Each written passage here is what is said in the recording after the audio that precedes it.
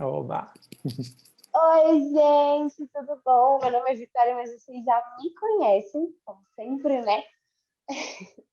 Eu vim hoje trazer mais um episódio dessa série maravilhosa com profissionais de saúde, em comemoração à Semana da Saúde, que a gente está fazendo aqui na Circos, o Dia da Saúde é dia 7. Esse é o nosso aluno Miguel, ele é psicólogo profissional da área da saúde, né? E a gente veio fazer uma entrevistinha com ele, um bate-papo, na verdade, para a gente tirar algumas dúvidas sobre aquele tema que a gente já está conversando com outros, né? Profissionais da saúde, o tema conscientização Covid. Miguel, se apresente, por favor. Oi, querida, boa tarde a todos. É um prazer imenso estar aqui junto com vocês. Meu nome é Miguel, eu sou aluno da Circos, como a Vicky falou, sou psicólogo clínico, trabalho no meu consultório, trabalho com adultos, trabalho com casais também. Tenho um consultório que fica na Asa Norte e agora meu trabalho está quase que exclusivamente online por causa do nosso contexto. Então, ainda que eu esteja no consultório, eu estou atendendo online por lá, agora eu estou falando de casa, cuidando da minha saúde e da saúde de todos nós, querida. Da saúde de todos nós, né? Como todo profissional de saúde, o Miguel faz sua parte, ajudando vocês, para vocês se abrirem, né, de uma forma que é especial. Muita gente está passando por um momento muito difícil durante esse lockdown, né? E eu já conheço o Miguel, por isso fiz questão dele que ele se apresentasse, né? Mi, vou fazer uma pergunta já meio direta. Nosso tema é conscientização sobre o Covid. E já de cara vou te perguntar os reflexos que isso causou para você, Miguel, e como você, Miguel, psicólogo. As pessoas começaram a se preocupar com esse negócio de saúde mental. Já vem sendo um ponto, né? As pessoas vêm se atentado ultimamente mais para isso. Muita gente ignorava bastante isso, Uhum. com falas como, isso é frescura, mas não é. Ultimamente o pessoal tem enxergado melhor isso, e agora com a pandemia, então, deve ter aumentado. Então, por favor, qual foi os reflexos aí? Eu tenho percebido, Vicky, que está impossível de ignorar os efeitos da pandemia na saúde mental. Independente de posicionamentos, né? Eu acho que a pessoa pode ser assim, o maior dos negacionistas está olhando para um outro lado e falando assim, eles estão atrapalhando tudo, né? Ou uma pessoa que se dá conta do impacto e da perda do Covid também olha para o outro lado e fala, mas eles estão atrapalhando tudo. Então, existe uma polarização coletiva que está forte, né? O próprio vírus chega como essa novidade, esse fenômeno novo, sobre a qual não se tem muitas informações a princípio, agora a gente já tem algumas, mas viver uma pandemia expõe a gente a uma situação de tantas perdas, a uma situação de tanta novidade, que a nossa capacidade de se adaptar está sendo testada no limite, né? Para mim, pessoalmente, eu tive esse contato com a novidade, com a ansiedade também, né, de uma nova circunstância, a partir de um lugar de muito privilégio, porque eu consigo continuar fazendo o meu trabalho à distância, por um meio virtual, enfim. As pessoas que não têm essa oportunidade, elas têm manifestado também muito sofrimento, mas um sofrimento muito mais exacerbado, né? Eu acho que a primeira pergunta que chegou com a pandemia foi, e agora, o que a gente vai fazer com essa circunstância que é que é global, que atinge todo mundo, que tem uma iminência, né, de risco, de contágio, enfim. E o que fazer? O que fazer para proteger quem eu amo? O que fazer para me proteger? O que fazer para que as coisas retornem ao normal o mais rápido possível? Né? Pessoalmente, eu fui atingido por essa angústia. O que se teve até agora, em termos de estudo, ainda não é uma produção tão consistente porque é novo, né? Mas o que se tem Bem mais de raso, né? consistente, exato, é muito novo. O que se tem mais consistente em termos de produção acadêmica está falando assim de um prejuízo imenso na saúde mental, né? Da pandemia como um trauma coletivo, né? E um aumento grande, né? De incidências de ansiedade, enfim. O que eu percebo no consultório é que todos os nossos pontos que são mais sensíveis, mais vulneráveis em termos de saúde mental, têm sofrido uma exacerbação. Então, a ansiedade está assim geral, né?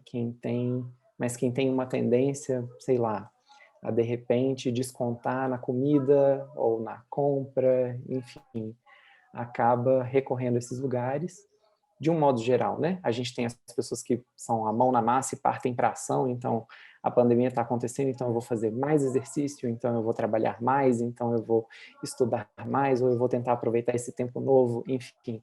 E tem outras pessoas que são atingidas pela angústia e falam assim, e agora? Né? O que eu vou fazer?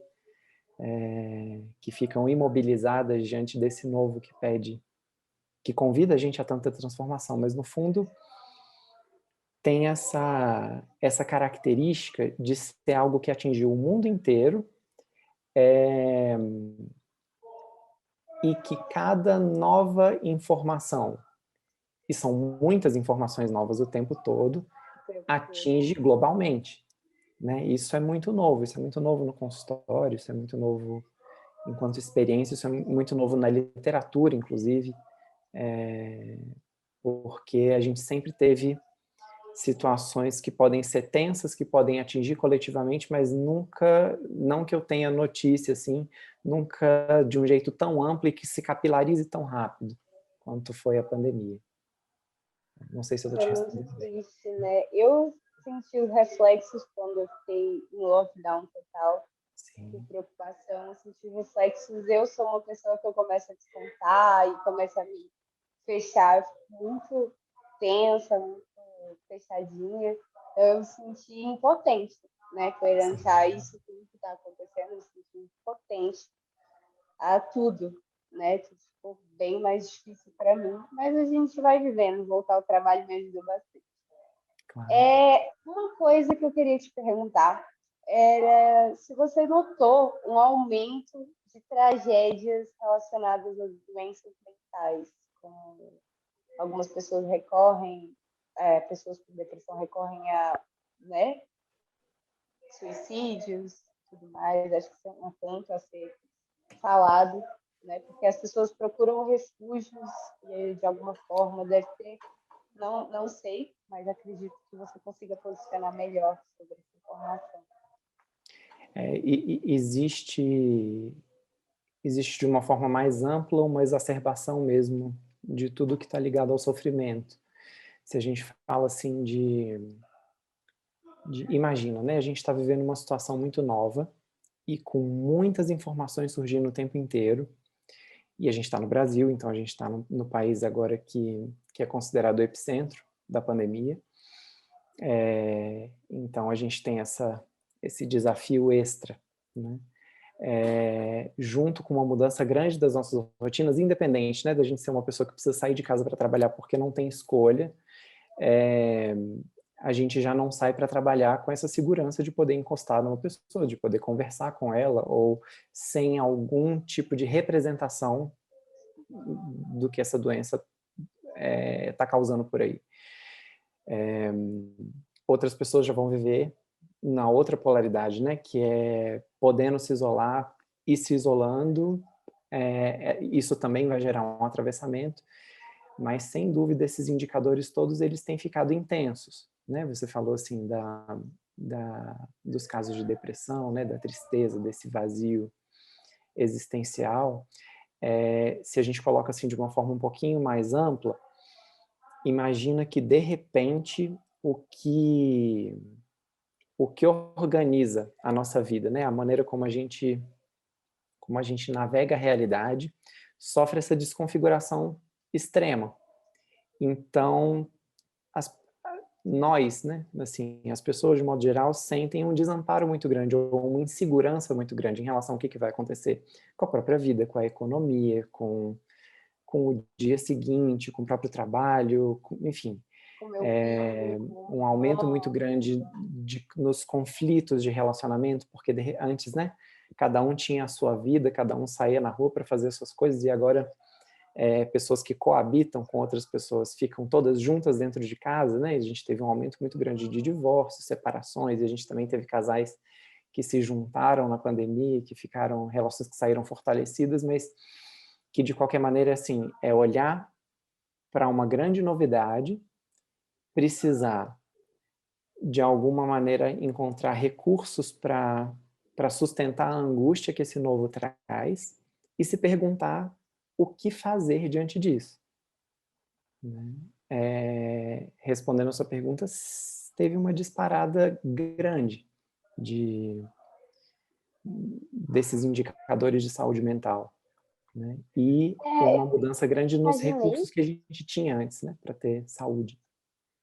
Eu fiz essa pergunta porque eu imaginei, mais ou menos, porque relacionado historicamente a algumas crises passadas, não só pandêmicas, mas econômicas, Sim. Relatos da crise de 29, historicamente a gente via que pessoas entravam num desespero tão grande e acabavam saindo, né, procurando por outros recursos. Então, achei até importante as pessoas falarem, cara, isso é normal, tem um psicólogo. Sim.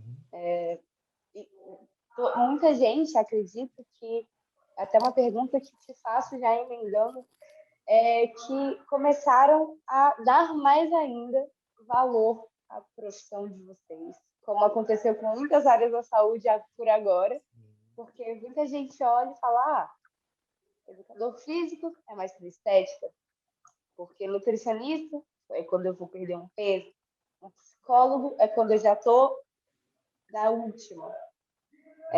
Então as pessoas não falam, cara, eu preciso me tratar desde já.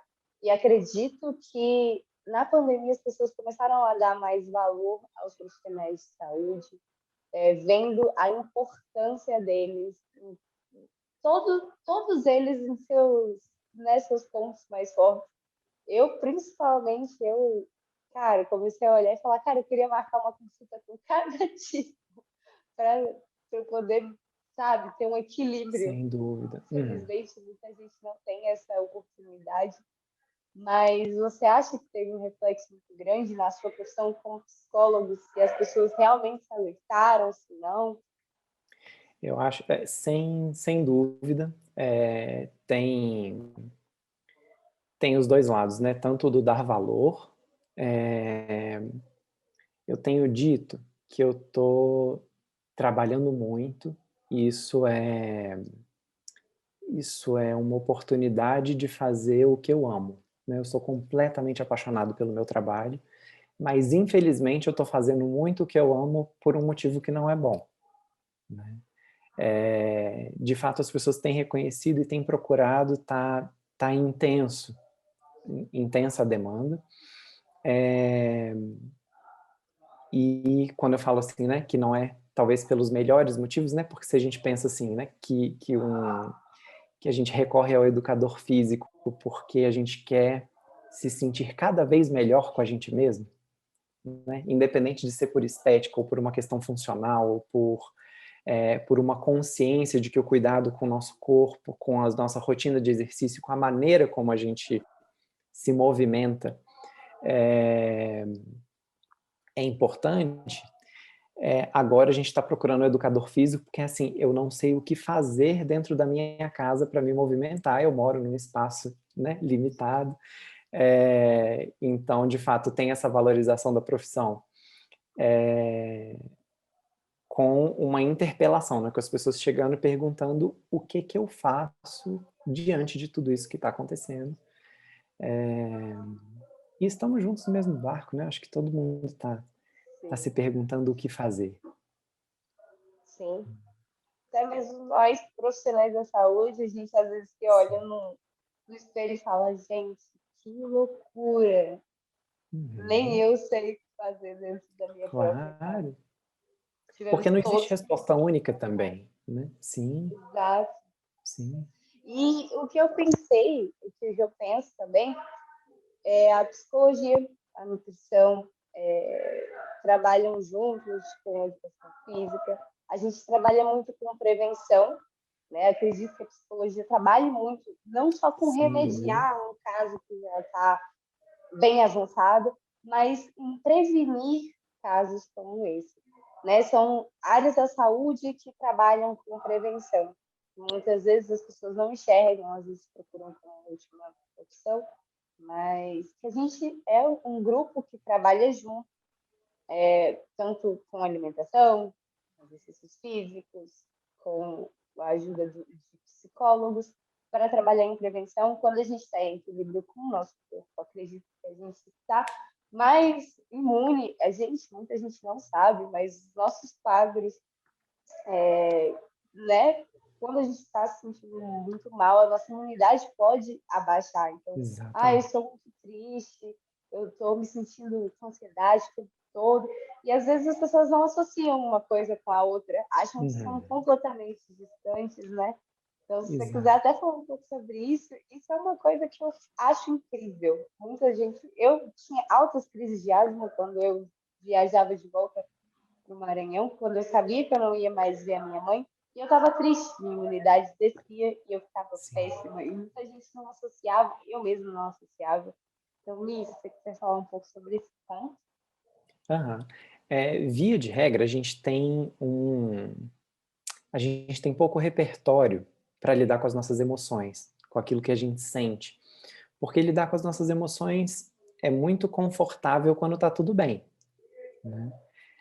Quando a gente atinge um lugar desafiador, quando a gente atinge um lugar que exige que a gente se adapte melhor, existe uma sensação de insegurança, de vulnerabilidade, de não controle a respeito de algum aspecto da nossa vida que se apresente.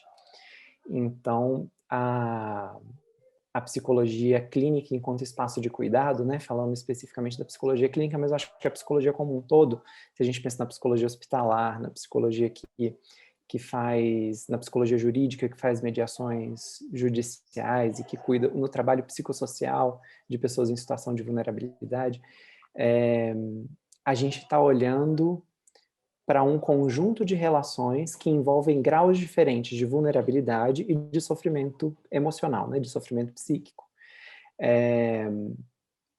E, via de regra, a gente tem uma criação, uma cultura que não privilegia um contato saudável com as nossas emoções.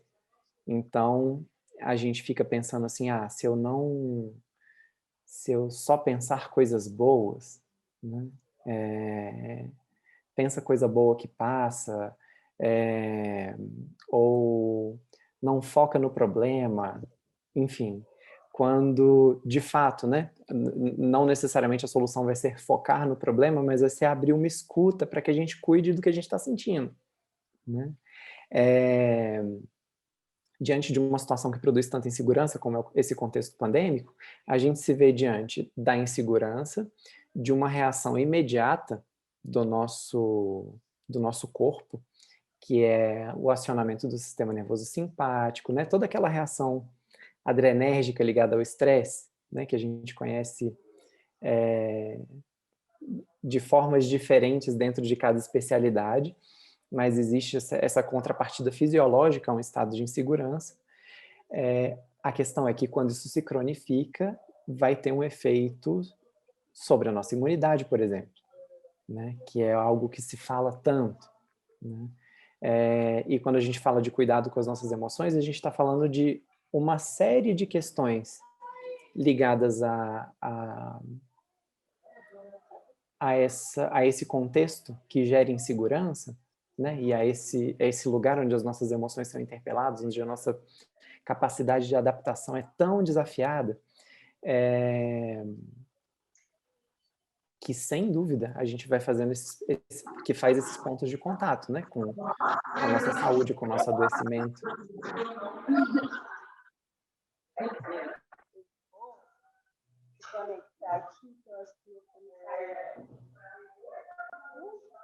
Tá joia.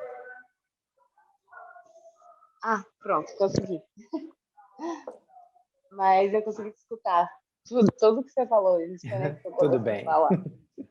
Mas isso é uma das coisas. agora, A gente então, poderia estar sentado junto, um ao lado do outro, conversando, e a gente está exercitando a nossa capacidade de adaptação, usando um outro meio de não se é? comunicar, né? Isso é um aspecto importante, que é assim, o nosso acesso aos nossos vínculos, e aí também o nosso acesso a, aos meios onde a gente encontrava saúde, seja a ida ao nutricionista, seja o acesso ao educador físico, seja o acesso à psicoterapia, ficou profundamente transformado, né? Eu ouvi de pessoas já que é assim, eu não dou conta de fazer terapia online, porque eu não dou conta. Para mim precisa ser presencial, eu preciso estar num Sim, espaço precisa ser. protegido, ou de vez em quando na minha casa não tem privacidade, ou a minha conexão com a internet não está boa, ou, ou é isso, assim, eu preciso tratar de temas que são tão vulneráveis que eu preciso de materialidade, né? Quando eu lido com a minha perda, com a minha vulnerabilidade, enfim, a gente viver uma circunstância que fala assim, olha, o melhor cuidado com você e o melhor cuidado com quem você ama e com a coletividade é a gente não se encontrar.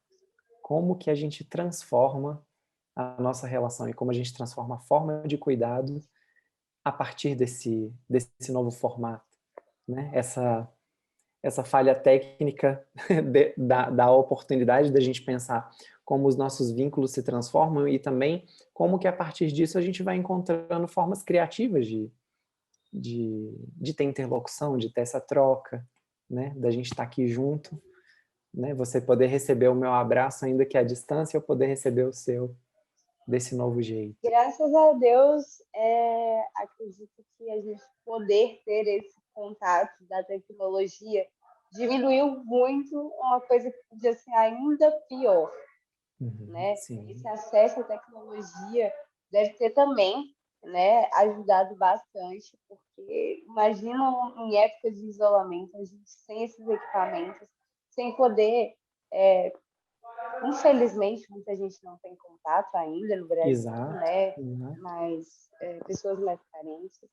Mas isso possibilitou um ensino online, um contato com pessoas que a gente ama, que a gente talvez não poderia ver. Acredito que nos hospitais deve estar fazendo bastante diferença. Gente que não Sim. consegue ver o filho desde o lockdown, Uhum. está na UTI, não consegue ver, não consegue tocar, mas ter ali Os para relatos das equipes dentro das unidades intensivas de saúde têm sido muito interessantes, porque no consultório eu recebo notícias de vários lugares, né? De como a tecnologia tem sido fundamental, porque às vezes é o celular do enfermeiro, às vezes é o celular do médico que está ali do lado, às vezes é o celular da própria pessoa que possibilita o contato com a família nesse momento de tanta momento. fragilidade, né? Sim. A presença da tecnologia é toda uma outra problemática, Né? que envolve Existem seus desafios e pontos. bênçãos desse novo É, momento, né? Uhum. sim, acredito que tenha muitos pontos ruins, mas muitos pontos positivos, né? Graças a Deus a gente pode contar com essas plataformas ultimamente. Sinceramente, não consigo nem ver um contexto onde isso acontece sem a tecnologia. Imagina quantos problemas iriam se agravar, ainda mais já estamos super no Claro, pico claro. sem a tecnologia. Até em questão de tirar a cabeça um pouco do trabalho, às vezes em home office o tempo todo, poder espairecer, você ter ali um meio de entretenimento foi fundamental, as lives também, os atores, todo mundo teve que se reinventar. Sim. Nesse quesito, até uma pergunta que eu te faço, como é que tem sido, os pacientes falam, se não fosse por isso, o que se você puder falar uma coisa uma palavra, um motivo que seus pacientes olhem para você e falam, se não fosse por isso, se não fosse pela tecnologia, por exemplo, se não fosse pelo entretenimento, talvez eu estivesse muito pior. Se não fosse pela minha academia, que deu uma proposta online, se não fosse pela sua terapia online, eu não sei o que seria de mim. Acredito que deve ter um ponto em comum aí, eles falando, cara, tem coisa que assim, me proporcionou ter pelo menos um tempinho para mim foi isso. Sim, sim. deixa eu pensar, né? Não sei se eu consigo pensar, talvez a palavra que me vem, ela é bem técnica, porque é uma palavra que é a palavra subjetivação, que é assim, como que eu produzo, ou como que eu me reconheço e me engajo na minha relação comigo mesmo, na minha relação com o mundo, a partir do que quer que se apresente. Num cenário de muita transformação, que, que me pede adaptabilidade, esse trabalho de subjetivação, ele é um trabalho que ele vai ser um convite irrecusável, ou seja, não tem ninguém que ficou de fora, né? Todo mundo vai precisar se transformar, dar um jeito, se adaptar, ou pelo menos dar algum contorno para o que está acontecendo. E é um grande trabalho feito a um grande custo, né? Talvez compreender que a gente precisa fazer esse trabalho, né? E aí talvez o contato com as nossas emoções seja um ponto-chave, porque uma, uma forma como a gente aprende a lidar com as nossas emoções é desensibilizando, é não sentindo, né? Então, ou eu coloco a minha armadura de forte, de vamos lá, o que vier eu traço, a vida é dura para quem é mole, enfim. Ou eu já olho e falo assim, não vou dar conta de nada, minha vida foi pro saco, meu negócio fechou, então vou deitar aqui nessa cama e esperar a pandemia passar, né? Vou entrar na caverna metafórica ou o mais concreta possível, né? Quando eu fecho os meus blackouts e apago a minha luz e fico aqui parado, esperando passar, ou não estou sentindo nada e mais produtivo do que nunca, enfim. Talvez nesse momento o contato com as nossas emoções seja tão importante para eu olhar e falar assim, não estou bem e não tem como estar bem. Não está tudo bem, não está tudo bem. Né? Mas a partir desse momento eu começo a buscar ajuda. E aí para cada pessoa a gente vai ter algum mediador que possa ser organizador, né? Algumas pessoas começaram atividades novas, outras pessoas foram para circos em casa, né? Que foi esse presente para um monte de gente de não perder contato, enfim. Eu acabei de sair de uma aula de canto agora, por exemplo, que foi o que deu para encaixar no horário que tinha, e aí eu estou aprendendo a cantar no meio desse caos, né? Eu acho que criatividade, talvez, então, seja a palavra principal, né?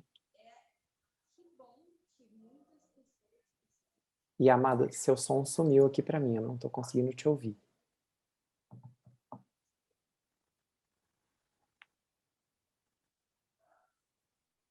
E muitas pessoas, né, elas conseguiram se reinventar com essa situação. Graças a Deus, assim, conseguiu recorrer a uma plataforma, a conseguir trazer um pouco da acrobacia em casa. A gente achou, além de, como empresários, acredito, de falar, cara, como é que a gente vai se reinventar para continuar com esse sonho aberto? Como profissionais da saúde mesmo, como é que a gente vai proporcionar uns 50 minutos de exercício, de liberar endorfina, serotonina, como é que a gente vai proporcionar isso para os nossos alunos, como é que isso vai fazer a diferença. Graças a Deus conseguimos fazer com que todos os exercícios consigam ser feitos em casa e, graças a Deus, muita gente conseguiu se reinventar, professores de música que conseguem dar online, muita gente que conseguiu se reinventar, e isso é muito bom. Outra coisa que eu pensei aqui, e acredito que seja a minha última pergunta, é se você, como psicólogo, tem alguma dica para essas pessoas que estão se sentindo ociosas, como procurar um novo hobby, ou fazer um pensamento interno, meditar, às vezes. Se você puder dar uma dica, óbvio, gente, isso não descarta que seja super importante você procurar um psicólogo e ter assistência.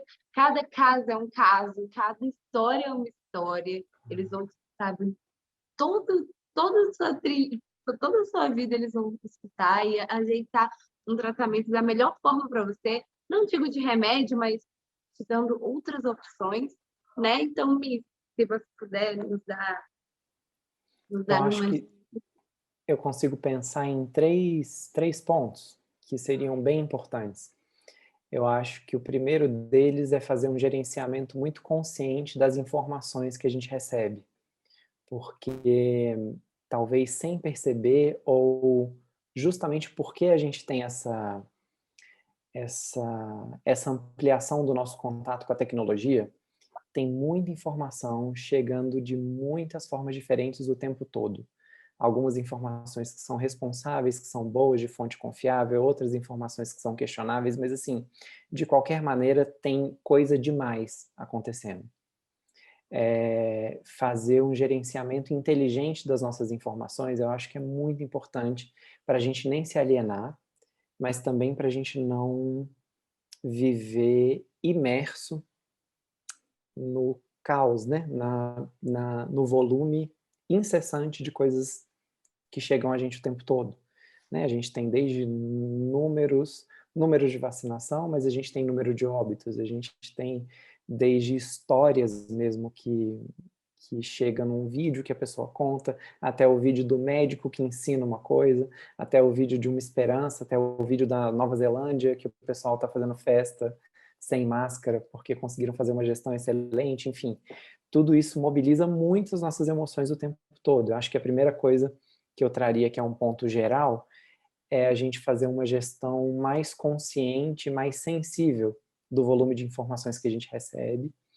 Eu acho que, em segundo lugar, talvez ter uma atenção também um outro tipo de gestão sensível da nossa rotina, que é a gente não ceder ao vazio, né? Então, a gente manter ainda a rotina que for possível é muito interessante, porque se eu falo assim, olha, eu estou super bem, eu só preciso tomar 7 taças de vinho no final do dia, é, é sinal de que eu estou criando uma outra rotina dentro desse novo normal para compensar talvez uma série de,